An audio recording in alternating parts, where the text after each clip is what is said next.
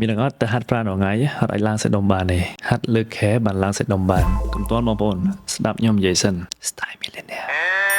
ទៅហាត់ប្រាណទៅលើគីឡូលើកអីរាល់ថ្ងៃហ្នឹងវាគ្រាន់ធ្វើឲ្យយើងបែកសាច់ដុំអញ្ចឹងហើយសាច់ដុំធំពេលដែលយើងគេងគ្រប់គ្រាន់ទេក៏ប៉ុន្តែត្រូវអត់បងប្អូនរាងកាយរបស់យើងនឹងកាត់បន្ថយអរម៉ូន testosterone ជាអរម៉ូនដែលធ្វើឲ្យយើងឡើងសាច់ដុំលឿនធ្វើឲ្យប្រព័ន្ធភាពផ្សះរបស់យើងធ្លាក់ចុះខ្សោយឆាប់អស់កម្លាំងលាកឆាប់រងរបួសអីផ្សេងៗអញ្ចឹងទៅតាមការស្រាវជ្រាវគ្រាន់តែអត់គេងអត់លក់តាមមួយសប្តាហ៍ណាវាអាចធ្លាក់ចុះនៅកម្រិតtestosterone ហ្នឹងទៅដល់ 15% ហើយចាស់ជាងមុនរហូតទៅដល់10ឆ្នាំទៀតហើយដែលសំខាន់ណាពេលដែលយើងគេអត់លក់វាធ្វើឲ្យយើងឡើងអរម៉ូន cortisol ជាអរម៉ូនមួយដែលធ្វើយើង stress ហ៎បងប្អូនហើយតែមានអរម៉ូន stress ហ្នឹងហើយគឺយើងពិបាកនឹងឡើងសាច់ដុំមែនតើដែលធ្វើឲ្យខ្លាញ់ហ្នឹងវារួមរឹតដែរអញ្ចឹងណាអញ្ចឹងបើសិនជាបងប្អូនចង់ហាត់ប្រាណឲ្យបានសាច់ដុំលឿនកុំឲ្យខាតពេលអត់ប្រយោជន៍អញ្ចឹងបងប្អូនគ្រាន់តែគេងឲ្យស្កប់7ម៉ោងទៅ9ម៉ោងក្នុងមួយយប់មកបិទភ្លើងក្នុងបន្ទប់ឲ្យងឹតឈប់ចុចទូរស័ព្ទទៅព្រោះអីពេលដែលបងប្អូនចុចទូរស័ព្ទវាចេញអាពន្លឺពណ៌ខៀវមួយយ៉ាងដែលធ្វើឲ្យយើងគេងអត់ស្កប់អីអញ្ចឹងណាជាពិសេស